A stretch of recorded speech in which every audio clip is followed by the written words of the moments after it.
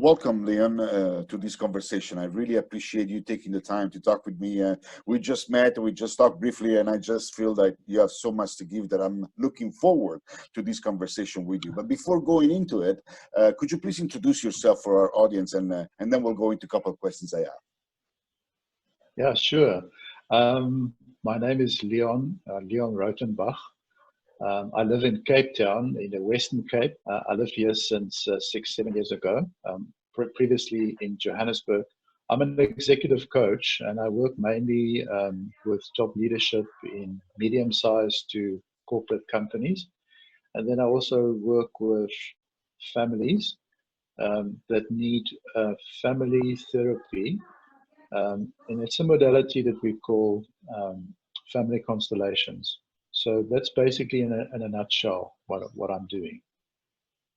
So your work is Any more questions? Well, it's in the relationship. Basically, that's what you do. You work with the executive coaching and families. So Yeah. Well, rather than stay there, I'd like for you to share with us, because in this time of COVID-19, of this crisis that we're going through everywhere in the world, there's a lot of distress, a lot of fear, a lot of isolation also, between people. So I would like for you to share with us what would be your take, what would be some of your counsel, or even something that we can do to manage our own experience in the process of distress or in the process of chaos that we're going through. And then as you go, we might conversate about it, but I would like to give you room to give us some of your input, some value that we can give to people. Davide, what really struck me about this time that we're all sharing, first of all, it's global. It's like it's affecting everyone. No one is excluded from this experience.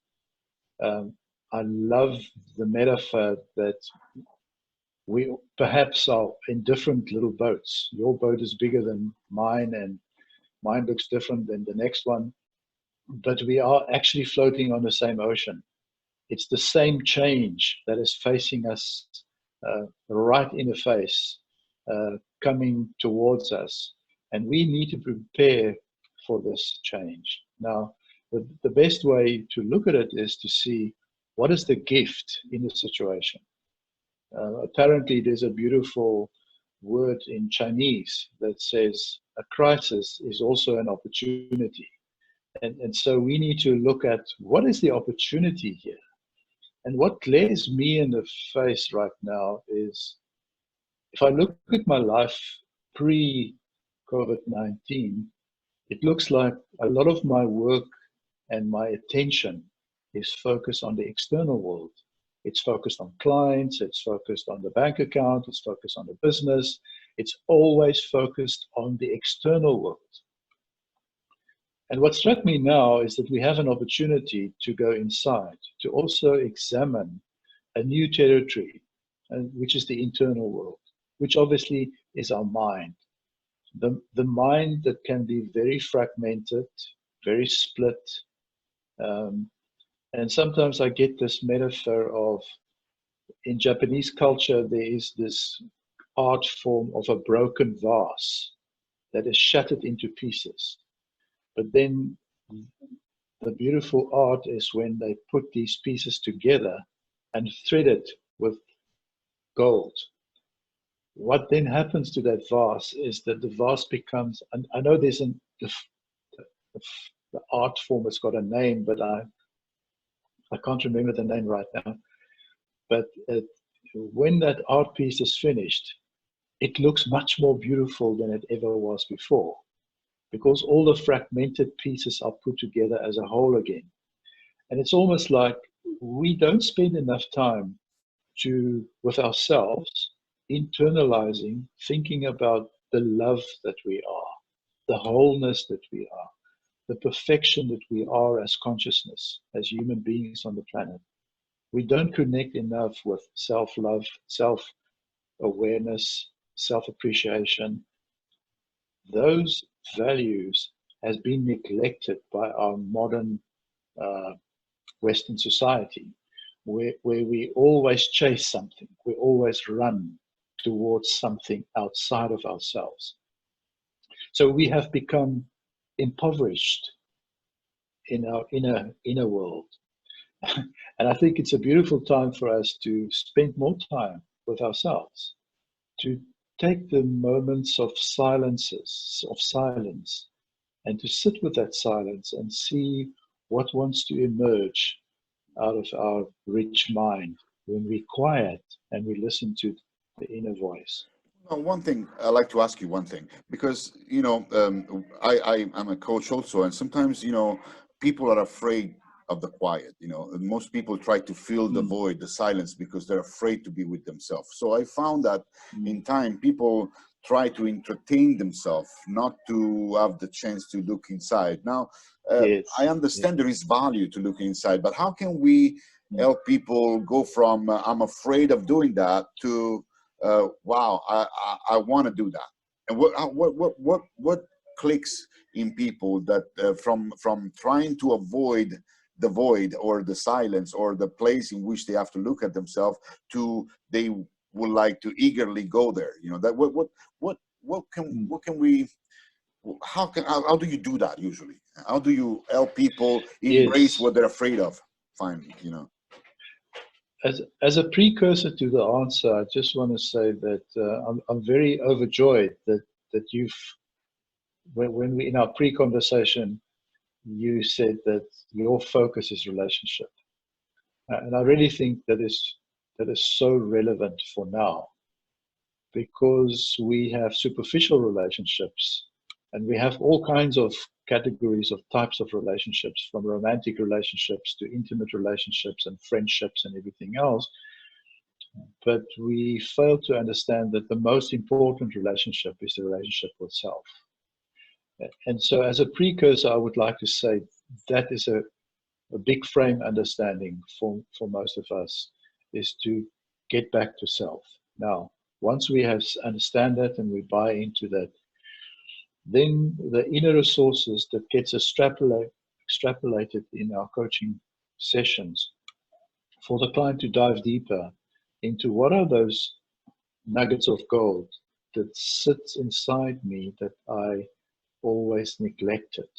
What are those things? What is my understanding of what real love means? Love for myself. Uh, Extrapolating and in conversation, digging out the nuggets around that. Now, practically, how do you do that? I think it's very important that time is set aside on a daily basis where I can do some writing about future vision, where I can examine my current vision and do some work around, is that really what I want? Is that really this all this chasing and all this superficial work that I'm going for? Is it really what my heart desire? I love I love the work of repetitive questions, as we said before, and one of the beautiful techniques that comes from the diamond process uh, is, the first question is, tell me something. Tell me who you are, is a question. And of course, the client then tells you who he. First question is always about identity with objects and where he stays and what his work is. But as the question is repeated, the next question and the third question and the fourth question, the deeper we dive into that question and the real meaning of the question, the more the truth of the love that the person is for self and for others comes forward. So I love that question. And then the second question that naturally follows that is, tell me something that you truly desire. Tell me something that your heart desires. And that's also a repetitive question. So with these questions, within 20 minutes, within 40 minutes, we can get to the heart of who a person is in his inner being. So I love that what the digital world has now presented us with is to work as coaches very focused on the inner resources that already exist in our clients, to help them to discover that. So it's a world of new discovery. Mm. Uh, it, it's it's not so more the external landscapes anymore. It's the internal landscapes. And I love that you ask practical questions about that, because it is about getting the clients quick to those inner resources. Right. So because once they discover, and yeah. No, one thing I like to see, just to see if I understand clearly, is it's more than discovery, it's rediscovery. It's like going through all the superficial things that we use to numb ourselves or satisfy ourselves externally to what we really want inside. So basically going back to who we are and rediscover the beauty that is in us. That's something that could be in the mix. Yes, absolutely. Absolutely. There is the other thing that we haven't discussed in our pre-conversation is my love for the Course in Miracles. And of course, the Course in Miracles is very much related to the old traditional Vedanta philosophies. We call it the ancient philosophies from thousands of years before, who already asked this question, who am I? What is my truest identity? And this inquiry, it's like a sort of an inquiry, digging into the truth, brings us to a place where we realize that the essence, and I like this because it's like, can I discover the fragrance of the rose? Can I discover the fragrance of my identity? Can I discover the fragrance of who I truly am? So it's this journey back. You're right. It's that journey of remembering who I truly am.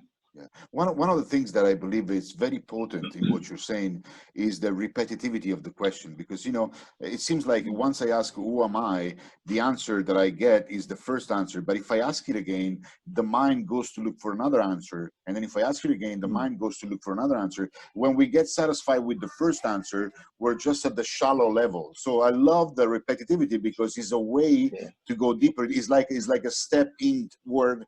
Every time I repeat the same question, I dig deeper to find the answer. And I love the question because the question can have 1,000 answers, and it's beautiful, the process of repetitive question. I believe there's a lot of value in that, and people need to grasp that what they say at first is just a superficial and external satisfaction of the answer. But the more you ask, the more you go deep, and that's a beautiful point. Exactly. And then the beauty of discovering that, even if it's just temporary discoveries or initial discoveries, but the more we apply that orientation, the beauty is then we can make the journey back. Once I've discovered the fragrance of the rose, I can make the journey back into the external world and be very practical about how I want to live my life. Right. Beautiful. And that really gives me even what to do, because I want to express who I am, and that makes a lot of clarity in my uncertainty, and because I know that my fragrance is that, and that's what I'm going to leave to express. Now, Leon, thank you. I really appreciate, and this is very dense. I mean, I want to leave it. I want to leave it at this because there's a lot in it, and I hope people will take it and use it, because this is a journey, and the journey inward will allow us to do a journey outward with much more presence and value that we can be to the world, in relationship to the world. Once we're a value to relationship with ourselves, then we can be a value to the relationship with the world. But thank you very much, Leon, and I hope to talk to you again, and we'll do another one of these. And if anybody has questions, please ask, and I'm going to be glad to connect you with the people that will ask questions. So thank you again. Right. And can you send me a recording as well? Of course I will. I will send you everything. Thank you very much. Bye-bye. Okay. Thank you. All right.